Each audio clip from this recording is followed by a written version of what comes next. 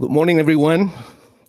Thank you for being here today, Sunday, July 1st at Becerra de Meneses, waiting for the 4th of July, which is next Wednesday. As you all know by now, or should know, or maybe don't know, Becerra de Meneses is a Spiritist association. It's a non-profit organization. We function strictly through volunteers and donations, and our mission is to study and promote the practice of spiritual and material charity.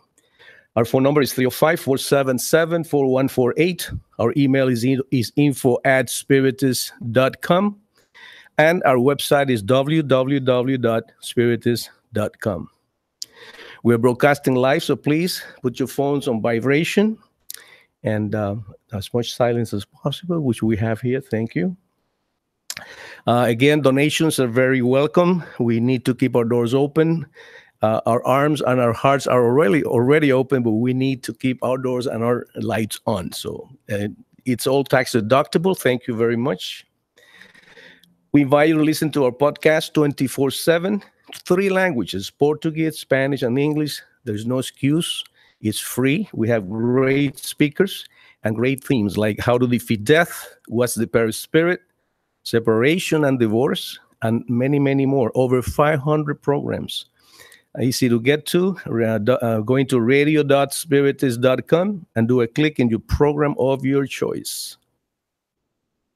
Today we're going to be talking about the book Our Daily Bread. This book was written by Francisco Cándido Javier, and it was dictated by the Spirit of Emmanuel. We'll be talking about chapter 93, The Gospel and the Woman.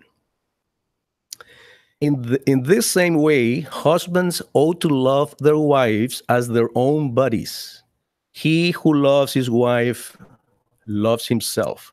This was said by Paul in Ephesians chapter 5, verse 28. Many times, the apostle of the Gentiles has been accused of being too severe toward the feminine element, toward women. In certain passages of his letters to the churches, Paul proposed austere instructions which were, to some extent, shocking to some students. Few disciples could perceive in Paul's energetic words the preparation of Christ's resources with the purpose of strengthening the defense of women, as well as the corresponding qualities they were entitled to. The true feminist movement actually began with Jesus and not with those that filled the hands of their followers with colorful banners in their world of politics or political ideologies, instead of filling their hearts with lofty and holy directives. During the strictest religious times, such as that of Judaism, prior to the Master, women were no more than captive merchandise doomed to enslavement. Even great men such as David and Solomon did not rise above the abuses of their day in this respect. The gospel began a new era for women, for women's hope. That 45 shouldn't be there, excuse me. In it, we see the consecration of the Holy Mother, the beautiful conversion of Mary Magdalene, the dedication of Lazarus' sisters, and the faithfulness of the women of Jerusalem, who followed the Lord up to the moment of his supreme sacrifice. Ever since Jesus came, we note an increased respect on earth for the mission of women. Paul of Tarsus was the consolidator of this regenerative movement. Despite the seeming harshness of his words, he sought to lift women up from her degraded conditions. He entrusted her to men as a mother or sister, wife or daughter, and as close associate to his own destiny, and as a child of God, just like himself.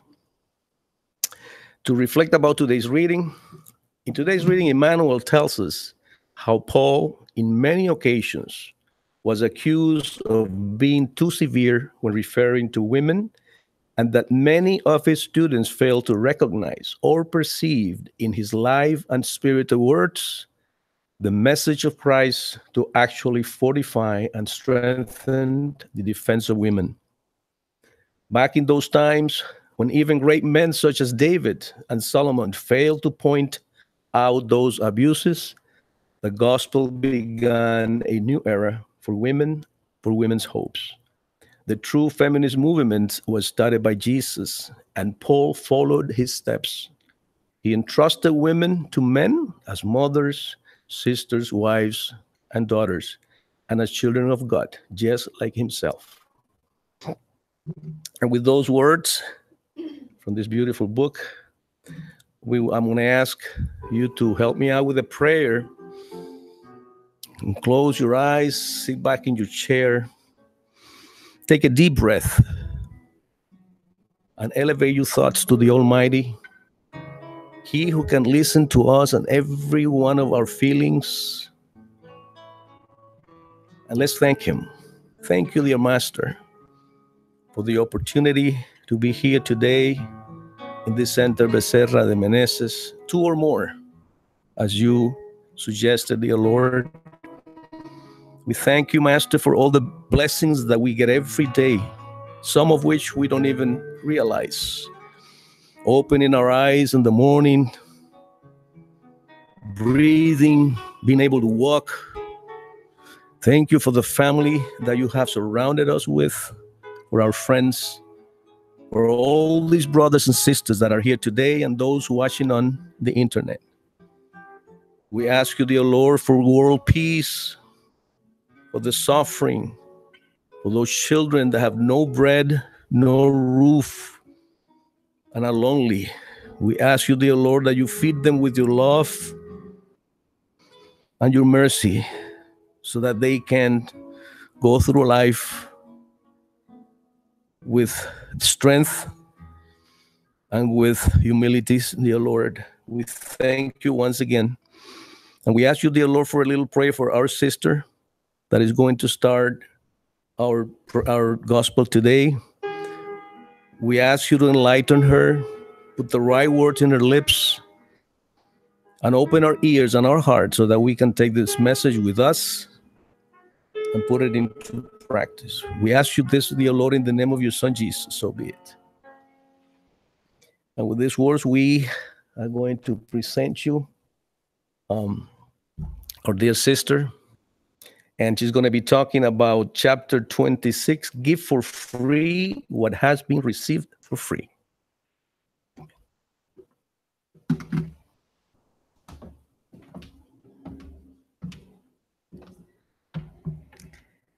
Good morning. It is always a pleasure to be here at the Center Bezerra de Menezes, which for some reason, every time I come here, I always feel so at peace and ever more mindful of how important the figure of Bezerra de Menezes, not only the figure, but also the center, is for the Spiritist movement in the United States. So thank you so much for receiving me in studying this chapter of the Gospel according to Spiritism. Give freely what you have received freely. Before we dive into this morning's study, we are going to reflect a little bit about the fact that mediumship does not belong to Spiritism. It is not a Spiritist thing. It has always existed as far back as men and women have populated the earth. Emmanuel will say that mediumship actually reached its peak during early Christianity. That's when really we started paying attention to the aspects of mediumship. He also describes the medium par excellence that we find in the presence of Christ in talking about how his entire passage among human beings was that of being a medium of divine wisdom, as in stating that in our condition as frail and imperfect beings, We are instruments, mediums in the hand of the spirits, whether good or bad. But Christ's nature, which we find in the study of Genesis, miracles and predictions according to Spiritism, tells us that he was the direct medium of God. That's why he calls him a divine medium of divine wisdom. We also find in many of the books, not only in the book Paul and Stephen, but also in some of the passages found in the Acts of the Apostles, some passages in which we find the apostles themselves staying loyal, powerful mediums based on what they learned from the master himself.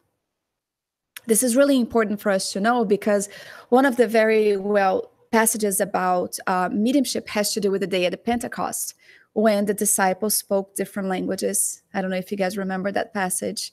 They started prophesying in different languages. And one must go back to figure out why that happened. There were people there, Israeli people of different type of dialects and languages. And so empowered, because the disciples were all in accord. Let's stop for a second. How does mediumship work, right? A lot of people feel that it's all in gathering together and allowing the spirits to manifest. And a lot of people will say it's going to be high order spirits, very elevated spirits, if we should just gather together and that's it. There are certain qualities that mediums should seek in order to have the different kind of qualities of mediumship meetings that exist, whether in the Spiritist Center or outside of it. Some of the qualities have to do with the nature and conduct of the mediums and the seriousness themselves. So when they apply themselves for the study of mediumship, which is something that a lot of people have a hard time understanding, why do we have to study so much? Why do we have to partake in a study group before actually doing the practice of mediumship? Not only does Allan Kardec come back to explain to us, but so does other benevolent spirits through the hands of Ch.XXVI and Divaldo Franco and other really outstanding mediums that we have as an example. So what they talk about is this, the disciples being in accord in one place where their energies combined, converged, and enable the spirit emissaries to produce the physical phenomena. So there were luminous signs. There was direct voices. Direct voices has to do with the manifestation of a message coming through without the use of a medium. If we look in the book of Paul and Stephen in the Church of Antioch, this was one of the places where, regardless of whether they were Gentiles or any other people, they joined together in the evening to study about these things. The true ties of fraternity, the true ties of solidarity, as in seeing other people's feelings and emotions. The simple aspect that they gathered together to study about meaningful matters allowed for the energies to be combined and spirit manifestation to take place that still does not happen in many spiritist centers today. And one must ask why. Why is it that it happened in the Church of Antioch but doesn't happen at the Spiritist Center? And that's why we study. We find that as much as possible, if there is a quality, a certain energy that comes from a place of humility, of compassion, of solidarity, of goodness, which doesn't have only to do with a goodwill of participating, but also of respect for each other. In a mediumistic group, there must be respect for each other, a sense of love for one's neighbors. And so the quality of the fluids that are actually coming from each medium is going to allow for certain manifestation to take place. That doesn't happen very often. And this is why we must study. Saul of Tarsus is one of the mediums that we like to talk about because his very first known mediumistic faculty had to do with clairvoyance at the gate of Damascus, in being able to see Christ and receive instructions from him. Because of the moral jolt, so to speak, that he received at that moment, Jesus turned to Ananias, We have to read Paul and Stephen to know about these facts. And Ananias was also a clairvoyant medium in the city, who also received instructions to help Paul at his conversion. So mediumship provided valuable resources for the early Christian times. And it actually serves as an example for us today, because they talked about an environment of pure simplicity, without any concern to have self-promotion, or even more, without any concern of having to charge, to ask for favors, for demands. We have to see that disciples took for themselves the true example of Christ. Whenever Christ healed someone, we never saw him asking for gold or silver. We never saw himself promoting himself as the greatest medium of his century. We saw something completely opposite. Here's what we're going to be talking about today. We used, of course, the Gospel According to Spiritism, which is this morning's study book. And we also used the book Missionaries of the Light and In the Realms of Mediumship to dive a little bit more about the aspects of mediumship. Ch.XXVI once stated that although the work that entails mediumship entails that we use our own hands, Emmanuel is going to tell us that all of the pages belong to the spirit world, and that in reality, we are merely typewriters at their hands. So when we go back and we see the items that are being studied in the Gospel According to Spiritism, with gratuitous mediumship, the gifts of healing, paid prayers, and money exchangers expelled from the temple, we're going to find in the statement by Ch.XXVI a very profound lesson of detachment, selflessness, and humility, in understanding that we are just that, instruments in the hand of the benevolent spirits, and that is all. When he calls himself a typewriter, it's as if to say that he completely submits to the will of the good order spirits, so that books, pages, 460 books could make its way back to us. And a lot of people talk about Ch.XXVI, who, by the way, returned to the spirit world on the 30th in 2002. Yesterday, we thought of him. And a lot of people thought of him because that's when Brazil won the World Cup, but that's not why we think of him. It's a lot of people do a little comparison. What would have become of Ch.XXVI, a man known for being called Chico Love Xavier, if he had charged for his mediumistic mandate? Would he be a rich man? No. Because I, for one, believe that he wouldn't have reached 400 and something books channeled by high order spirits. They wouldn't have done the work with him if that had been the case. He could have done, as some mediums that we have seen in Brazil do, which is begin on the right road, channeling, truly being an instrument, a typewriter, so to speak, in the hand of high order spirits, but becoming disoriented on the path of its mandate, started losing track and charging for their mediumship. And if one is able to analyze and truly study the Spiritist philosophy and body of knowledge, one can find the differences between a book whose content is of a high order spirit and one whose medium has deviated. This one doesn't have much weight, moral weight, that is. It's a book filled with words and pages, but they don't have the content that this one has, because the content comes from above. We lack in information, yet still, we should be proud, have praise for the kind of work that we do, but be mindful with a humble heart of Ch.XXVI that the invaluable resources that we have at our disposal today for study comes from other minds that are way above ours. And this is what humility has to do with.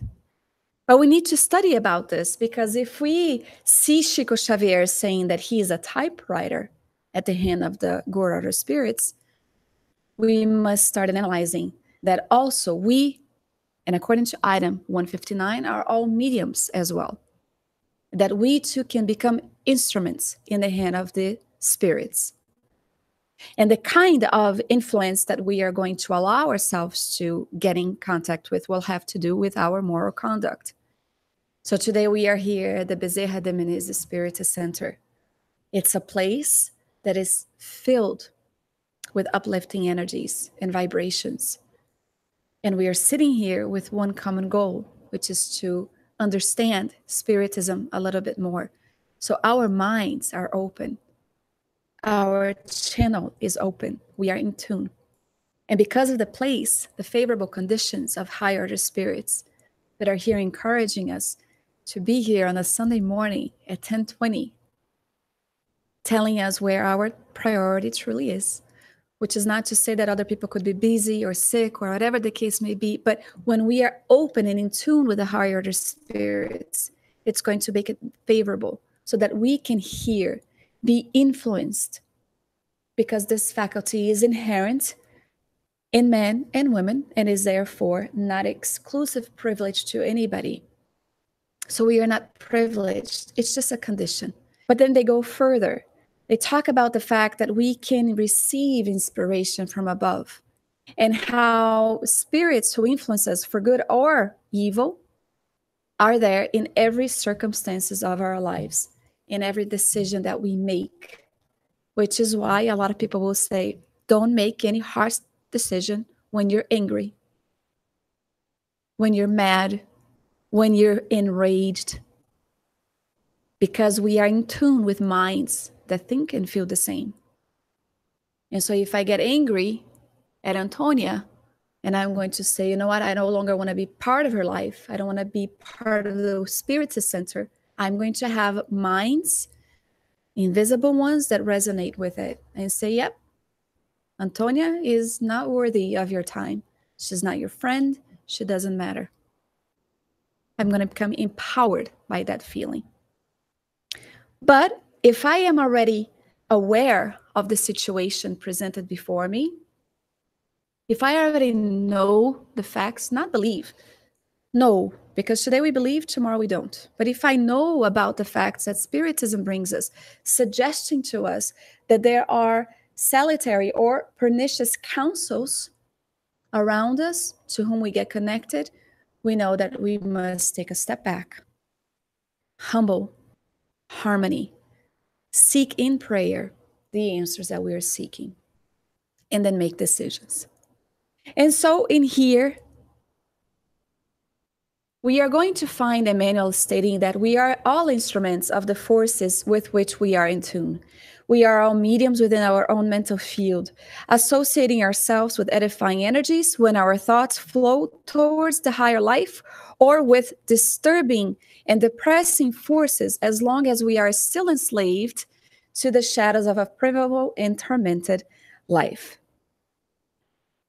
Allan Kardec came to us presenting a book that came about because of the use and facilitation of very young mediums who partook in bringing questions and channeling the answers of highly evolved spirits. None of them were paid for their work. And Allan Kardec, in the book, What is Spiritism, has an entire chapter devoted to explaining why mediumship should be free of charge. And when a lot of people utilize an argument in stating that they quit their job so that they could make a profession of mediumship, he comes to explain that that which comes from above doesn't belong to us, and we have no right to charge for information that doesn't belong to us. So when Ch.XXVI, in 1931, when he began his work and Emmanuel presented himself, he presented himself giving him an instruction of what would happen to him, his life, for a very long course of time, in saying, I'm going to be with you for a long time. but there are 3 prerequisites that you must follow for the work of Christ to truly materialize on earth. The first condition is discipline. The second condition is discipline. And the third condition is discipline. Discipline has to do with the fact that he would have his professional work, but he would also devote himself to the mediumistic mandate, which he came to fulfill, a commitment made prior to reincarnating. The books brought forth by Andreia Lewis, when Andreia Lewis was presented to Ch.XXVI, saying, we are going to bring works that are going to present the spirit realm to humanity. I'm going to be the one doing this work with you. He spent 700 days working in the book No Solar, the very first book in the series. 700 days. I know for a fact that Divaldo Franco sleeps 3 to 4 hours a day. I have a friend who works in the translation of books that gets up at 3:30 in the morning to work until 7. When she stops translating, has her coffee, gets dressed, and go to work. She gets home, she goes to the Spiritism Center, gets home again around 11 p.m., goes to sleep, and wakes up again at 3. That's discipline. I often hear these cases, and I talk to Marcella, I said, my God, how awful. Because today we have things that distract us even more. Yesterday I read a Facebook page post. This guy had lost his phone. He said, I got 5 hours back from my day. Because it's true. We spend a lot of time on our iPads, iPhones, computers, not counting for work stuff, but we do. Before you know it, an hour has gone by that we could be reading enlightening material, educating ourselves further about Spiritism, but we rather dive into the world of the social media, which is still interesting to our souls. And one must ask, why is that so much more interesting than learning about the reality of the spirits? What are we getting in touch with? Because this book, In the Realms of Mediumship, is part of the series that was brought on by Andreia Lewis. The book, Dawn of a New Era, by the Spirit Manuel Filomeno de Miranda, the Spirit says how difficult it is for them to help us. Because we are not aligned. We are not in tune. And a lot of us walk around feeling like we are abandoned. That mediums such as this one are privileged because they're in constant contact with high order spirits. That's not true. It's their option to have chosen the kind of spirits that they associate with. And it's our choices as well. It's our choices as well. There is a chapter in this book called A Situation with Mediumship Gone Astray. And Andreia Lewis is with Brother Cassius and also Aulus. And they are at a Spiritist center where they see a mediumistic meeting happening, where the two mediums are there to allow the manifestation of other spirits that are there to answer frivolous questions from the attendees, such as, when am I going to be able to get money to pay for my bills? Or, will my daughter find a husband this year? And so Andreia Lewis is watching that and he says, are you serious? Isn't there anything that we can do to assist this group? And so the mentor of the house that is watching all of this says, so far, there has been no progress in spite of the repeated appeals for renewal. Repeated appeals, meaning at nighttime, when we sleep, sometimes they will come to our aid and advise us on things that we are doing wrong at the Spiritist Center. He continues, we have provided the medium with the best resources at our disposal: books, printed materials, conversation from respectable sources, but all in vain. Our stubborn friend is not yet taking stock of the huge responsibility he's assuming in leading a group like this.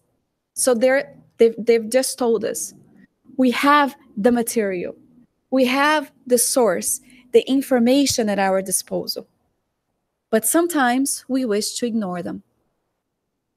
And so Andre Lewis asks if he will be punished, because that's a very common thing to ask in Spiritism, is if we're going to be punished, right? Seems that we like those words.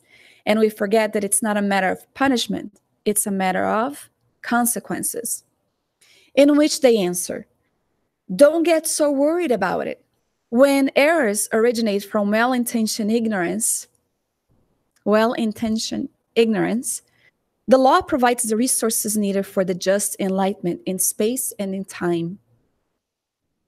If the abuse, on the other hand, is deliberate, punishment is unavoidable. So there is a way that things are seen from the beyond, as if to balance out.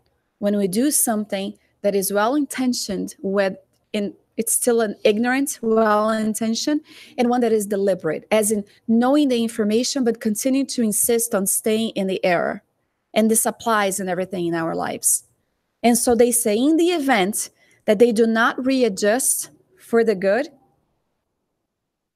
and he gets to the spirit world, revisions will be made. And whomever he has led astray might come back in a future life, reunited in the same family as parent and children. So it's not a matter of punishment, it's readjustments before the divine laws, which is a very beautiful study. He says, each worthy deed receives its due payment, and each unworthy venture has its corresponding costs. Some of the examples that we can bring here today is starting with the top one.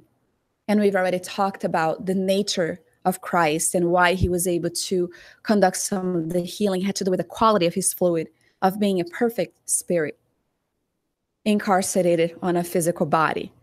Because we don't yet have the kind of quality of fluids that Christ had, we count on the assistance of the benevolent spirits. So when we're doing the passes here, that of which we lack in, they make up for often, sometimes 80%, which is one of the other reasons we shouldn't become so proud when healings start taking place at the Spiritist Center. We are not the responsible ones for allowing that to partake. First and foremost, the higher the spirits that are present, because they see our well-intentions to be a service. Second, the person who's attending the Spiritist Center, because he or she is making an effort to seek healing and maintain it through a change of moral conduct. We can become proud and feel honored to partake in the spirit work that happens at the Spiritist Center. Because when you have a home named after the doctor of the poor, who still works for healings to take place, representing a name that followed the true Christian principles when incarnated, and upon discarnation, telling the messenger from Mary that he wished to stay on earth until not one single tear fell from the faces of the ones he loved, we should feel humbly honored to partake in this kind of work and wish to do so. Promoting the Spiritist Center forth and showing what Spiritism is about, in showing that there are messengers of love present at all times, and that we can become instruments in their hands and give ourselves to them to allow the work to take place. We can talk about Paul again. And actually we will. Because when we think about Ch.XXVI, and we've mentioned him here, and we start seeing the work conducted today by, in its modern time, the greatest medium that we have right now, seeing a labor of love of over 70 years.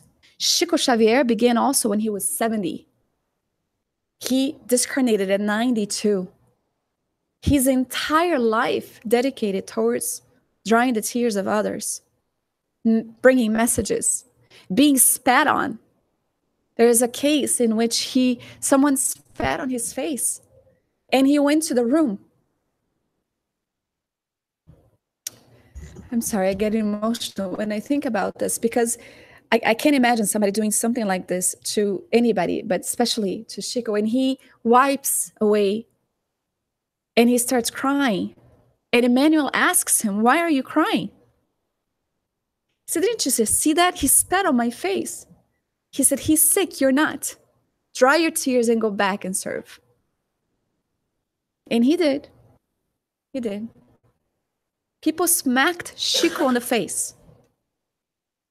Having the ability to truly say, "I am a server of Christ, and I will look at them in the way, because I am at a position, not a better privileged position.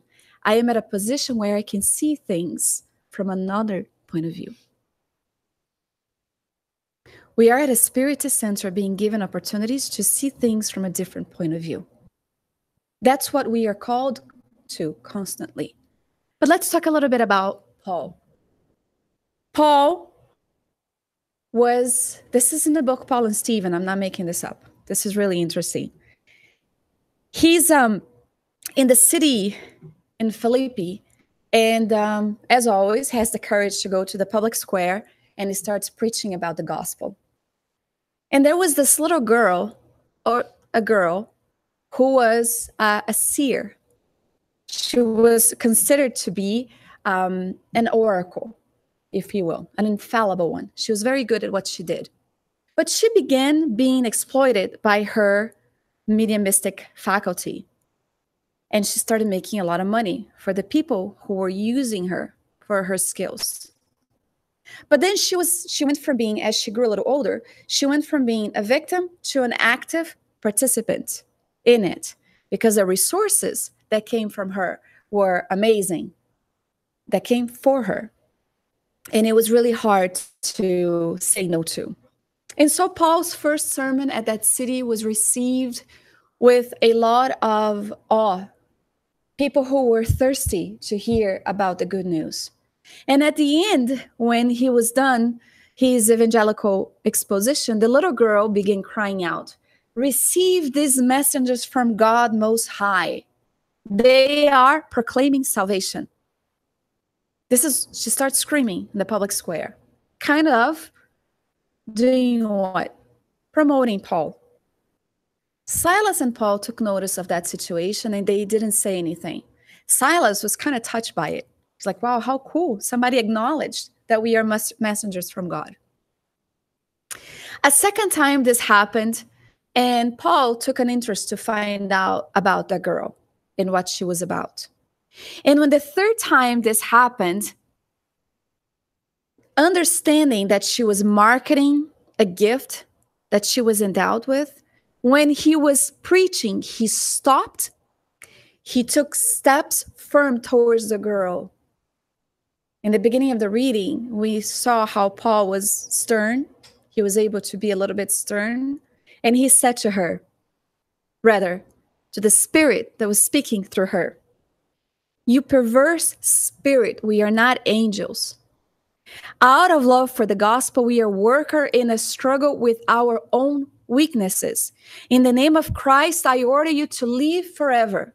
In the name of the Lord, I forbid you to create confusion among people, encouraging the petty interests of the world to the detriment of the sacred interest of God." His words had such energy that the girl shook, became aware of herself. The spirit was taken away, I'm assuming.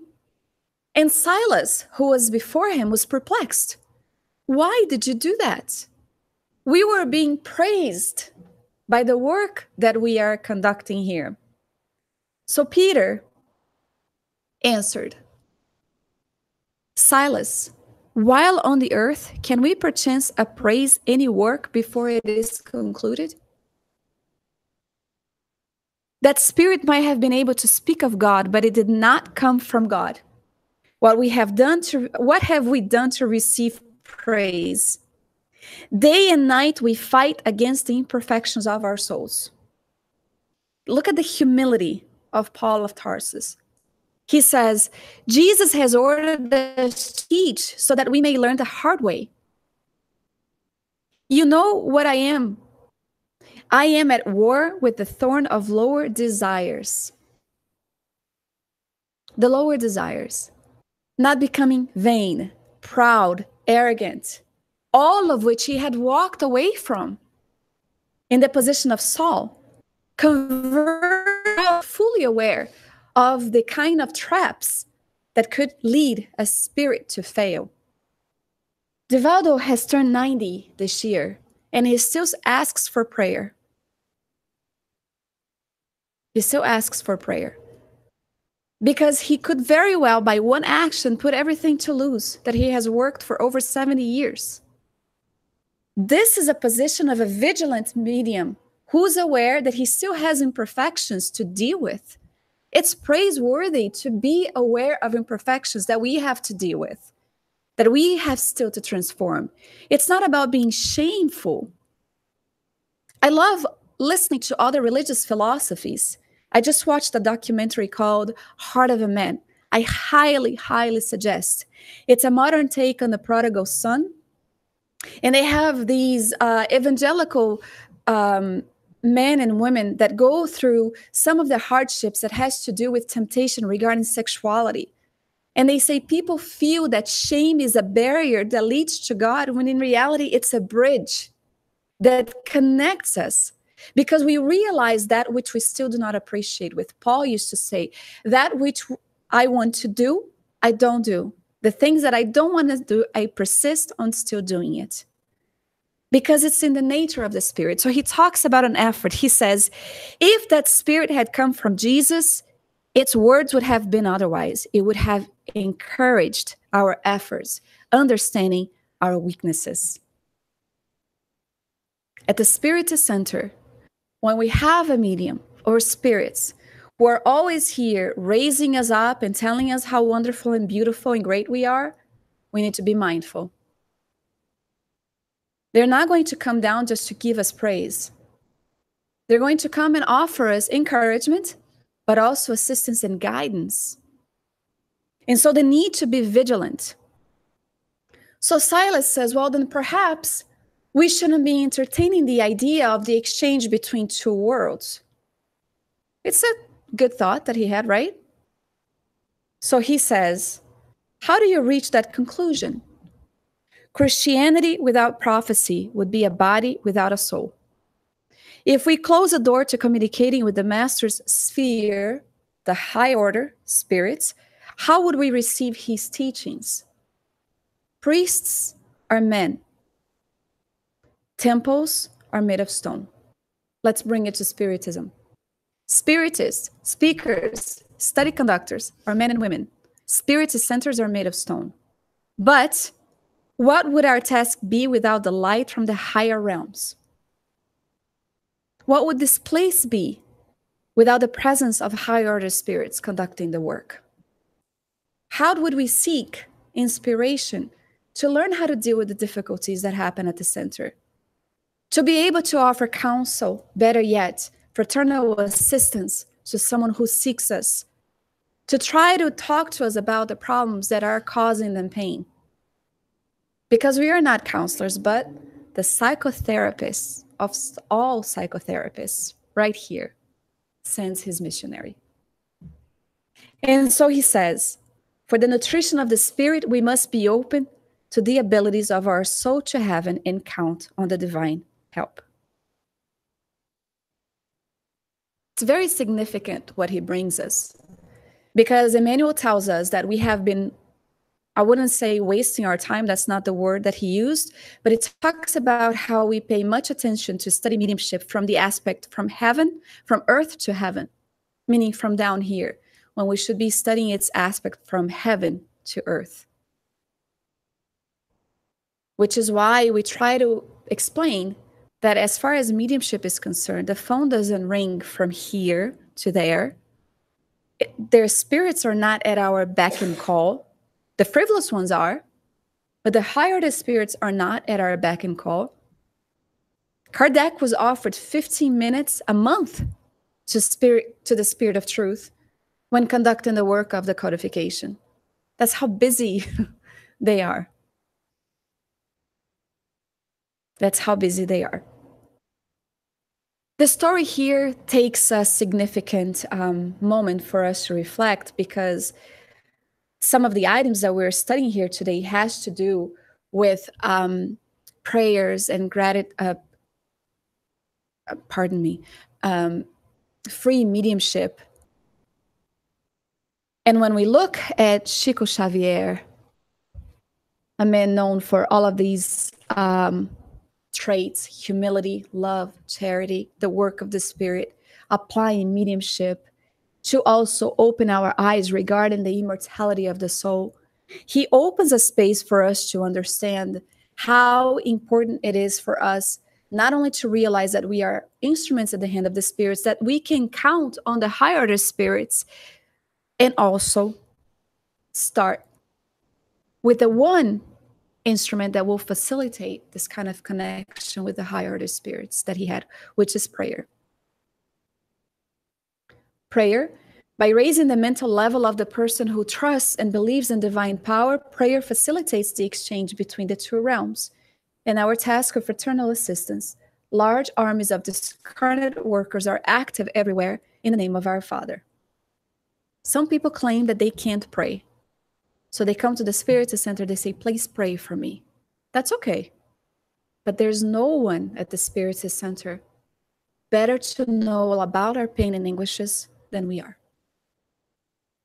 There will be no more powerful prayer enunciated than the one that we do from our own hearts. And when we can't say anything, we silence and we think of Jesus or God. Bezerra de Menezes, they came to our aid regardless of the name that they're given, our spirit guide. Have we thought of our spirit guide today? Do we even give our spirit guide the time of day to be thankful, to ask for courage? One day I dared ask Divaldo the name of my spirit guide, because so, whenever I say, dear, I never know what name to give. But it's in the Spiritist literature. It doesn't matter the name that they're given. He said, make one up. I'm not going to do that, which is another aspect of Divaldo. He doesn't partake in frivolous questions. Try him. Doesn't work. Recently, there was a statement released from him because there was some kind of gossip in Brazil that he channeled a message from a political being that discarnated. And he said, let me rest assured that my commitment with Spiritism and Allan Kardec is going to stay intact. I will never, ever put my work with Christ to waste to do the kind of frivolities that I'm being accused of. So the spirit guide, it doesn't matter what his or her name is, if we want to say he, she, if you want to think about this face, if you want to think about this face, it doesn't matter. It's a matter of facilitating an exchange between our physical world and the spiritual one. And although we may not receive the answers that we're hoping for, prayer will make things a little bit easier, facilitate, take a little bit of the burden off of our shoulders to be able to endure the difficulties of life a little bit better. So there's nobody greater than we are to be able to do the prayers for our behalves. Jesus is our role model. He's a role model, guidance for all of humanity. And what we can take from our study today is that the true miracle that we should seek in Spiritism's lessons has nothing to do with just mediumship or healing. It has to do with the inner transformation. That if we become instruments in the hands of the spirits, we are going to find that it becomes a lot easier. That we are called to be those that are going to be handing a hand to someone in need. That if we just silence a little bit in the name of solidarity, fraternity, charity, humility, compassion, all of which these spirits that have become saints in our eyes, such as Paul, Ch.XXVI, Peter. Peter is the better example right now as we finalize. He comes across a crippled man, a beggar. There's no more humiliating position than someone can be in, begging and crippled. And he says, filled with compassion, he says, I don't have silver nor gold, but that which I do have, I give it to you. Walk in the name of Christ. And he helps the crippled man stand up. And the crippled man is overjoyed because he has been healed. And they walk into the temple together. People are astonished because they remember the beggar in the street. So Peter says, why do you look with such amazement?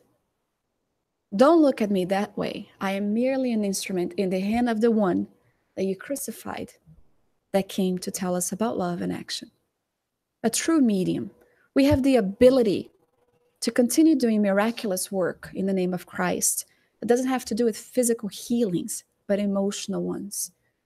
That we can offer a word to someone in need, that we can silence and start visualizing our lives led in a better way, and understanding that the true spirits, and we can call them, as Dr. Bezerra de Menezes calls them, the spiritist spirits that are with us, guiding us always, instructing us, waiting for us to facilitate the connection, the exchange with them. So when in doubt, what we can do is silence and think of the face of the one who came to truly tell us about the true miracle that has come to stay for over 2,000 years, the healing of our souls. May we all become instruments in the hand of Christ, becoming true disciples, sincere efforts made on behalf of others, disinterested. Because in the end, in the study that Ch.XXVI has brought through his own mediumship, the immortality that awaits us, we understand that we have a long road ahead of us, but that it can be walked with a lot of joy, with a lot of faithfulness, and understanding that there is a greater power that comes from God above, the power of love that entails and allows the endless possibilities of continuing the ever progress of our spirit. And so with that, I thank you. And I was told to do a final prayer. Is that correct? And I would like to invite you guys to close your eyes or keep them open if you wish to. But bring into our hearts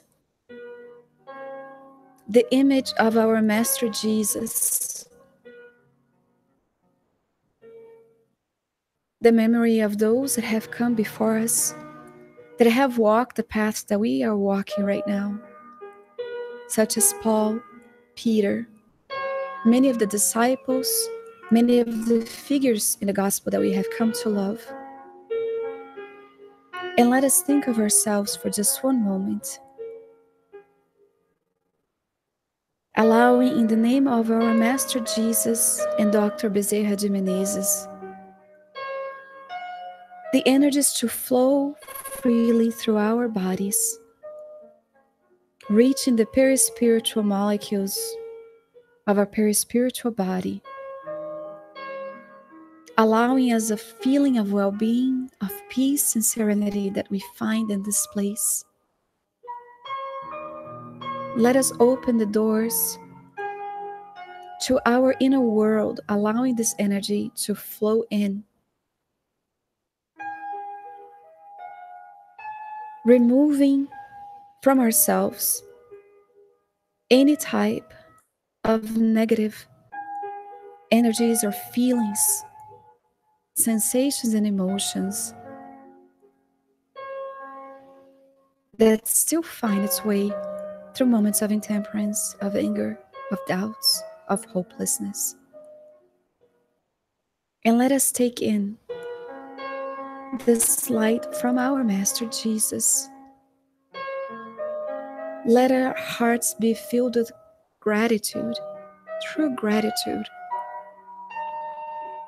for being alive at a moment in a world that is changing, asking us to reflect changes within, modifying that which we do not like to see out there, to reflect goodness within,